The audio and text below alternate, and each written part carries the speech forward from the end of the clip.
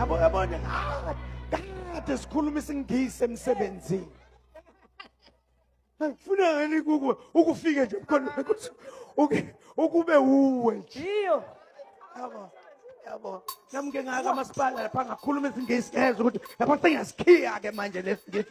Ngiyakhuluma. But uyabona mase ngiphumile yabo sengisenkonzweni ake ngilikhohlwe nje leli yaphuno.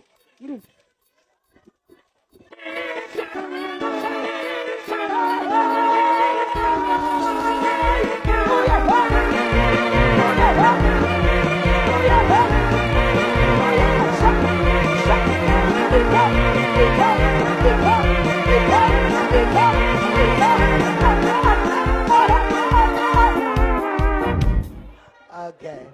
Wehlukile awulingani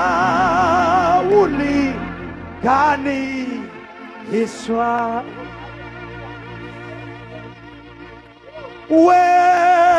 wehlukile awulingani